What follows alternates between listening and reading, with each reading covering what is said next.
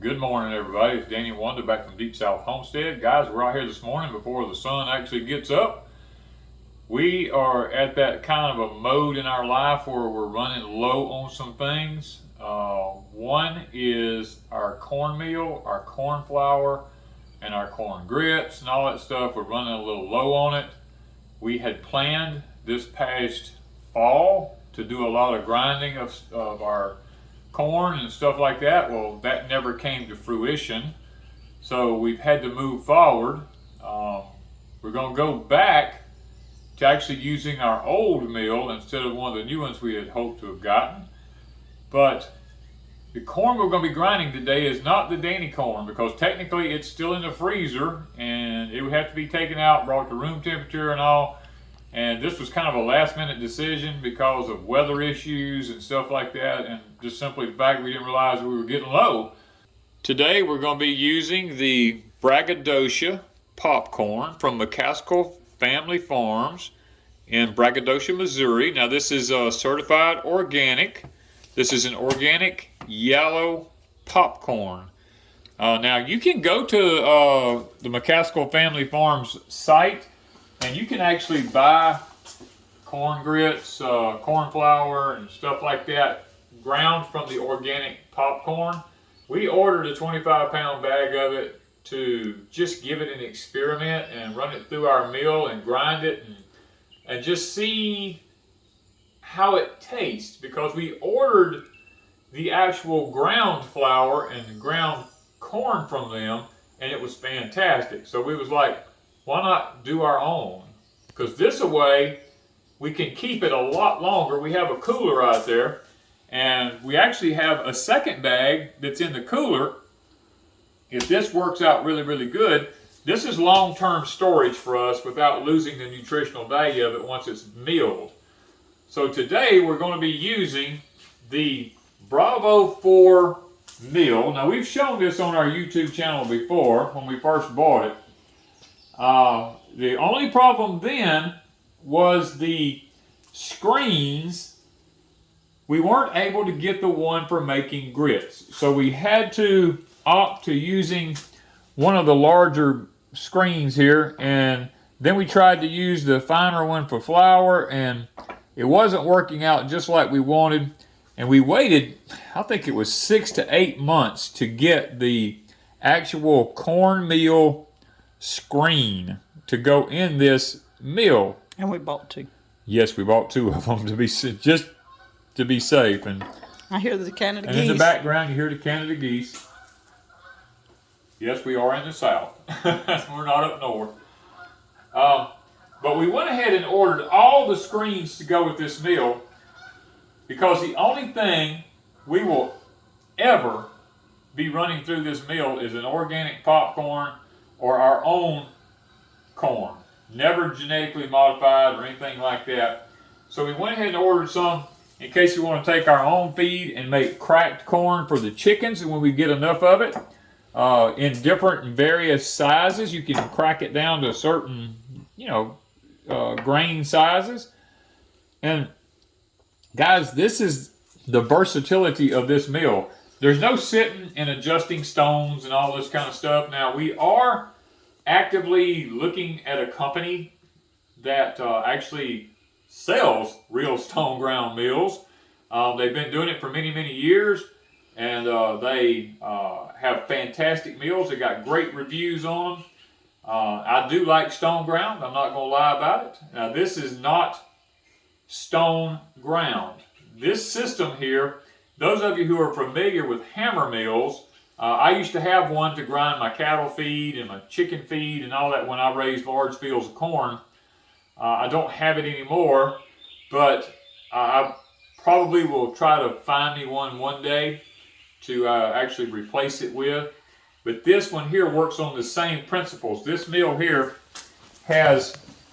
it's kind of like, if those of you who are familiar with flail mowers, as this thing turns here, these sling around and around like that, and as they sling around, they beat the corn in there up into finer and finer and finer bits and pieces till they fall through this screen right here out a chute, and then it'll go into the top of this bucket over here. Now this bucket system has a retractable top on it, goes in and out like this. And when you take the top off, you know, you just have a clean bucket down there in the bottom. This eliminates dust. Now you'll take this thing and squeeze it down, and you put it up under here, and then it pops back up underneath this here so that no dust or anything like that gets out of there, and it doesn't create a dusty mill, kind of like a hammer mill creates a lot of dust. This one's not going to create a lot of external dust. And now that we have this screen on here, this screen actually pops in.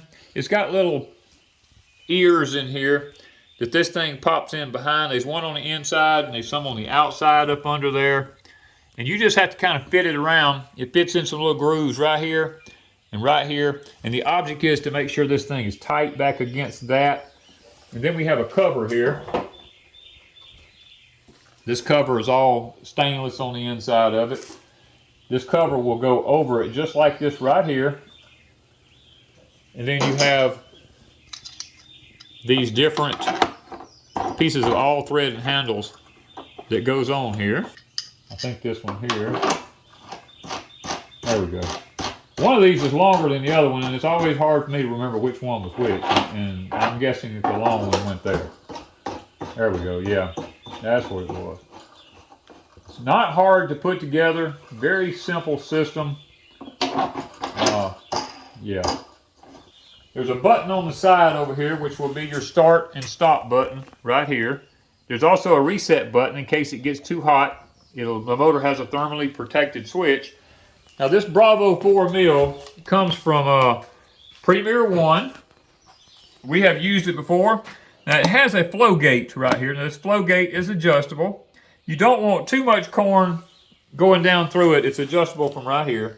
As you turn this, it lets that up and down in there, like so. You don't want so much corn going down into it that it can't beat it all up and it begins to, you know, pack it up in there. What will happen is you'll smell it beginning to overheat. Thus, where with the old grist mills, where the phrase come from, putting your nose to the grindstone, they actually would go by the smell of the meal to know whether or not they were getting it too hot. And if you get it too hot, then, I mean, I'm not a scientist on this. I don't know everything there is to know about it, but I just know that if it gets too hot, then the oils in the corn and stuff like that, it likes to begin to cake up on you. That's what happened to us one time before when we used to use the old hammer mills. If you get too much in there too fast, it'll cake it up. Okay, guys, we're going to turn it on for like a little test run. You don't want to always just go ahead and pour your corn into it, because my experience from hammer mills and screens and stuff like that, when you put them screens in, if they're not just perfect and you turn it on, the hammers will hit the screen or they'll hit something, and you don't want that to happen. So let's turn it on before we actually put the corn in to make sure she's going to be running smooth. That's what we're listening for. Nice, quiet, smooth run. Now, we're going to get the bag of popcorn here.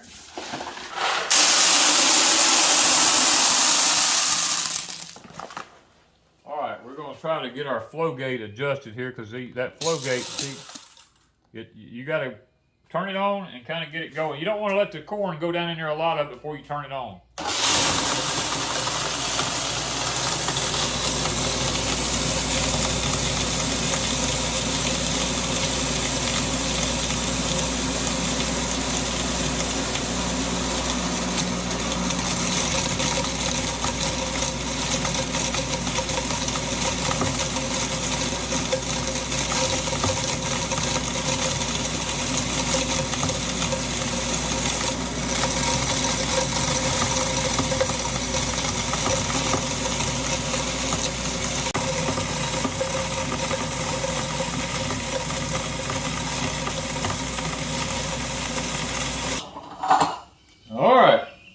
Look at it, we're going to see how it actually did. We only put a little bit in there at a time to kind of make sure how it's going to work. We squeeze this down. Make sure we get and we're using one of our new screens that we waited for. Yeah. The size. The size, we're going to wait. Let's set that back up there. Well, here's what we got right here, guys. And you can see before he starts mixing it the difference between the There's some flour in it. flour See that? and the cornmeal. And it's not hot. See, this is another thing. You want to go by the temperature of it. It's just barely, I mean, slightly warm, the least bit. We're going to go ahead and run it through here and... The geese must be in a pond. Yeah, they must be, but We can't go watch them. we're going to have to put, so we're going to put some in the sifter here. And we're going to...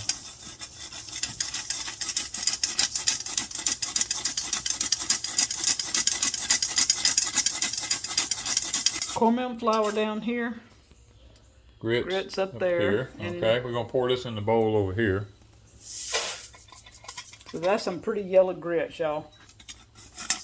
We're going to test this. We're going to keep running a test on this here and kind of see what we end up with. I'm kind of interested in ratios. We may have to cook some grits. It's looking good. It looks like our ratio It's working out pretty working out pretty good. Okay, guys, we're going kind of like, this is really fine. This is a fine, fine screen for corn flour. I'm going to just, And regular meals separate all this out. yeah. But no, we have to do it by hand. Yeah, we're doing it by hand. I'm trying to, it's a good bit of it still coming out of there. That corn flour is looking awesome. And we like to add corn flour instead of regular flour because Danny doesn't do wheat.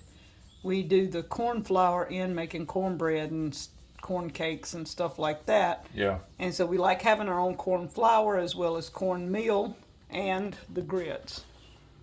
Now that's the difference between corn flour, cornmeal, and then this is grits. It's a difference in the, I mean, you can see it there. Yeah. Difference in the size of grains. Makes you appreciate A meal that separates it. well, no, it makes you appreciate your forefathers. I mean, how they did this every day. And some of them ground it by hand. Yeah, they ground, well, it was all ground by hand. I mean, but they did it every day. They woke up in the morning. They knew what they was going to need that day. They went out on the porch. They ground it. I mean, that's what they did. Yeah. Now, we've got enough grits for a good meal. Probably two meals for us. You've got enough corn flour almost for one A good pound. fish fry. Yeah, well, you could coat your fish, yeah. We use corn flour for corn flour is what we use on fish. We don't use the meal. The meal, yeah, we use corn flour. But I also put it in cornbread.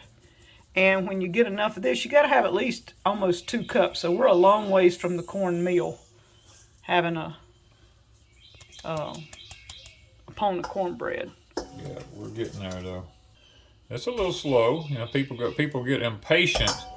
This is one thing that, you know, you just will not get impatient over. It's going to take a while. It's going to take a little while. Yeah. And we're using the grits. Is that what we're using, the grits screen? No, we're using a cornmeal screen. We're using a cornmeal screen. But even though you do that, you still get some grits out of it. You get grits and corn flour. It's all about separating what you take out. Because it's all about the fineness of the screens. This is a was this a Pampered Chef? Yeah. Yes, this is a Pampered Chef. And I have several of those. And it seems to be the right thickness screen for what we're doing here today. And it's heavy duty and it Oh, don't it is. fall It's apart. stainless. Yeah. Yeah, it works really well. We're all about stainless now. The more stainless we can do, the better we like it. It's not a long process. It's just, you just got to make your mind up. You're going to have to set yourself some time aside to do it. I wanted to kind of check out of our first grinding to see what we actually ended up with. Well, the ratios turned out fairly good. We got about a cup here. We got about a cup there. And we got about 3/4 of a cup here. So, cup of grits, cup of cornmeal, 3/4 cups of corn flour out of the first running. So, I think I'm pretty well happy with that. Feeling the grits right here. They feel pretty good. We'll just cook some and see. We'll have to cook. Yeah, we'll have to cook them. I mean, they're a little gritty. I'll give you that. But you just got to cook them longer. They may just have to cook longer. Put more water and cook longer. You know, everybody's in such a microwave society today. Everybody wants to do everything really, really fast. It's all about texture. You know, you learn to feel the cornmeal here. I think the cornmeal's fine. I don't think we have anything to worry about. I know the flour is. The flour, I don't have a question about the flour. The grits is the only thing that looks a little big. It looks a little big, and I'll cook some. We'll figure it out. Well, we'll figure it out if we have to. I mean, we always can use this for grits if we have to. Yeah.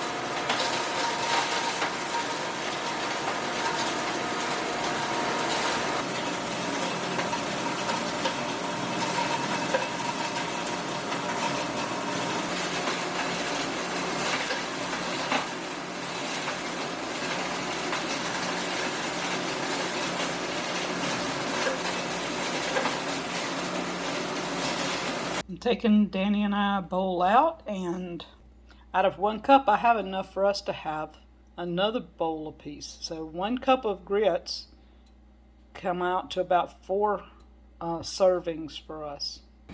All right, guys, this is the grits. Let's see what we got. They cooked about an hour. The 4-to-1 ratio with the water to grits, they were still not quite as tender as I thought, so I added another 3.5. It's between 1/4 and 1/2 of water, and let them cook another 10 minutes. What do you think? By separating them out, they're a little more grainy.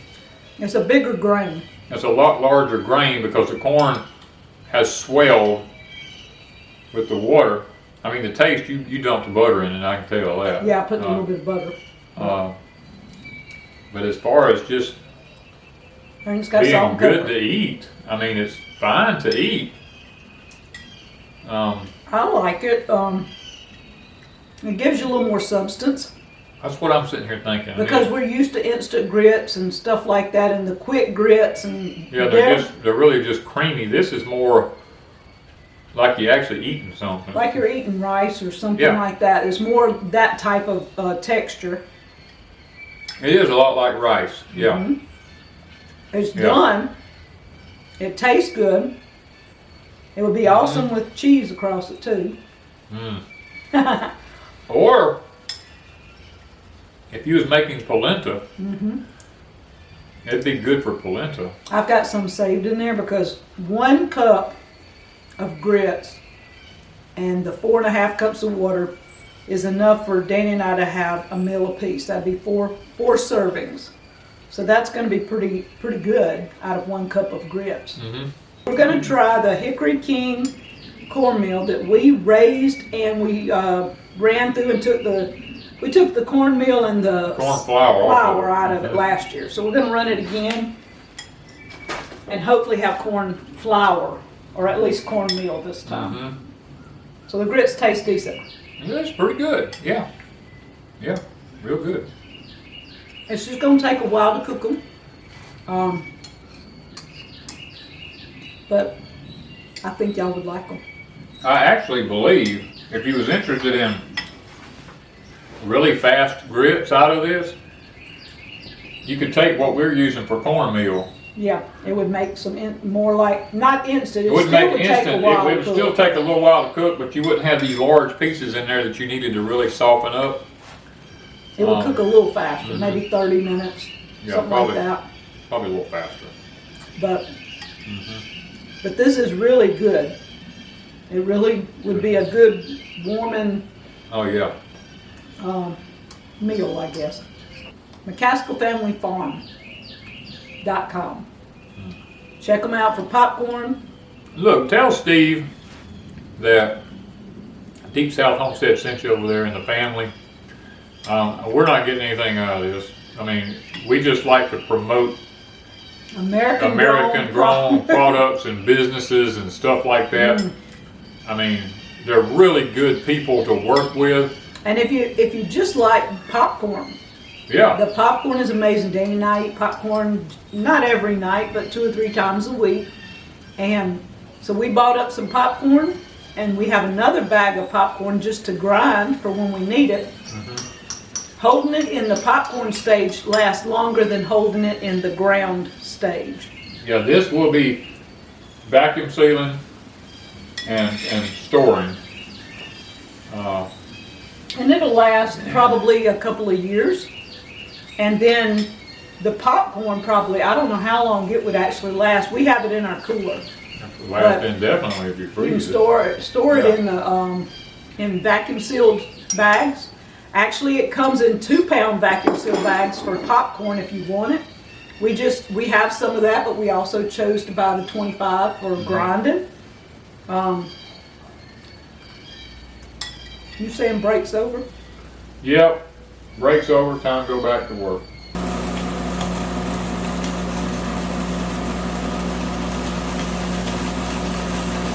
Let's see what the white did. Let's see what we look like here.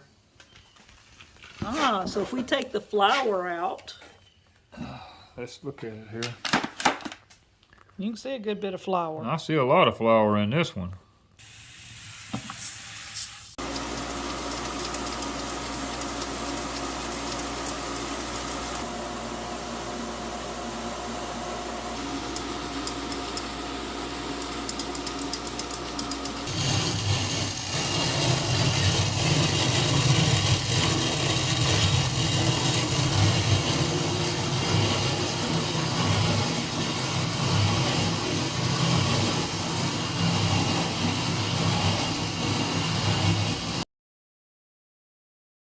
Okay guys, we're rerunning this with the hand grinder. After cooking the grits like we did, you saw us earlier, we come to the conclusion that it just took too long to cook them because of the size, and that is the only size screen we have for making grits for that meal.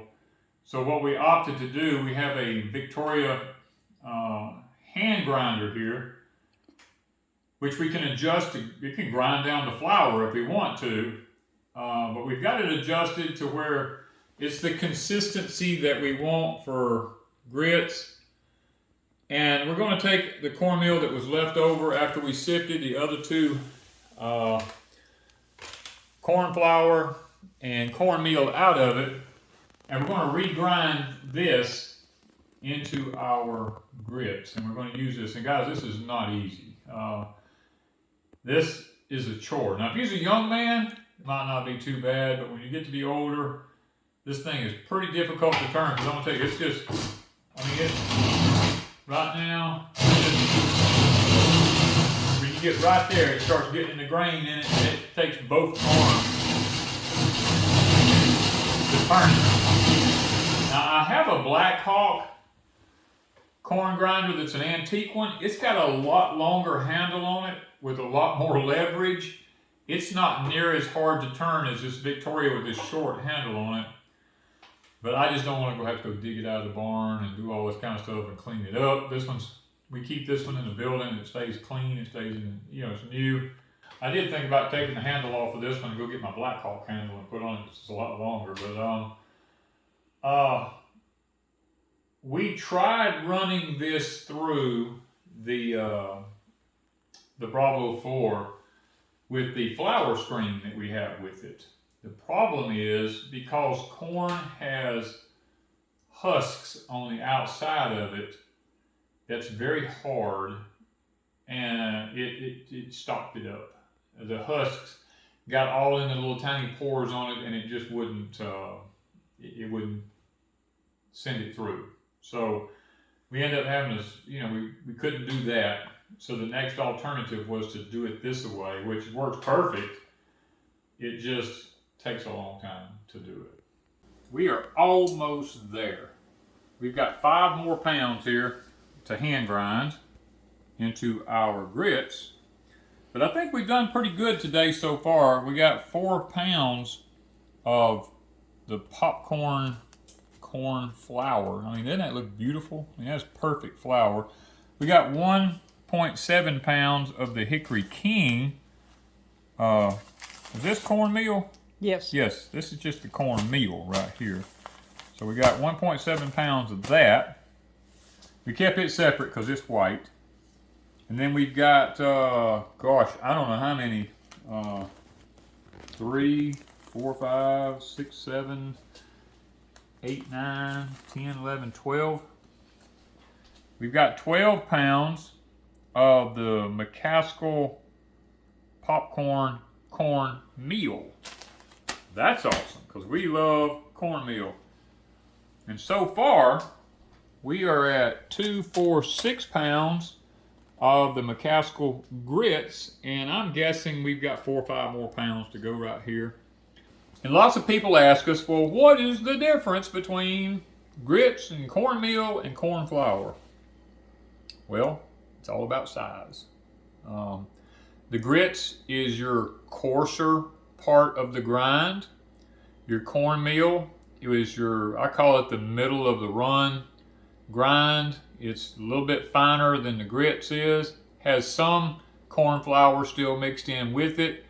And then your corn flour is just like your regular wheat flour or anything else. It is the very fine ground. It's like powder. See how it is? It's like powder. So, guys, this will help get us back up to par where we need to be. Now, we'll probably go ahead and order some more just to help get our stash back up because it was our fault. We didn't pay attention. And this happens a lot with people and they don't realize it. We had been using out of our storage and did not realize we had almost ran out. And that's one thing with your prepping items. You need to really pay attention. I mean, we were getting a little slack, I have to admit. So go check out McCaskill Family Farm. They have a website. You can go check it out. We will put it in the link down below in the description so that you can click onto it. Now, we don't get anything out of this. I mean, it's just an American product that's organically grown. It's not local to us. It may be local to some of y'all that live up in Missouri, but it's from Braggadocio, Missouri. Steve and the people up there are fantastic people to work with. We talk to them on the phone and different things. They're really good people to order from. And when you order, hey, tell them Deepsouth Homestead sent you. Well, guys, I hope you've enjoyed watching us today doing the corn flour, grits, and cornmeal. I hope it's been educational because lots of people don't know about all the different things you can do with corn. So, Ms. Wanda, I mean, we eat some grits earlier. You saw us, checked them out. They were really, really good. Ms. Wanda's got some cornbread right there in that oven. And I'm going to tell you something. I'm a sucker for good cornbread. So we'll check it out in just a little while and let you know how it tastes.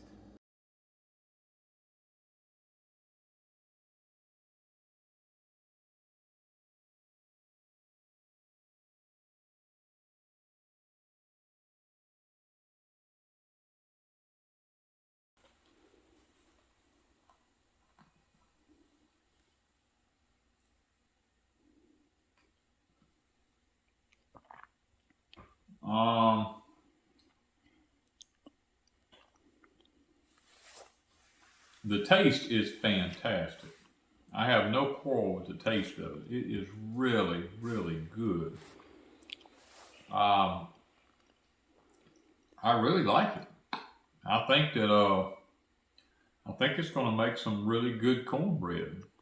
I'm excited because I love cornbread. So, and I don't like I call it the fake cornbread, the jiffy cornbread, all this kind of stuff. I don't care for that. I like real, true, homemade cornbread. It's got the grit to it that it needs to have. It tastes like real cornbread to me. So to me, this is a real deal here.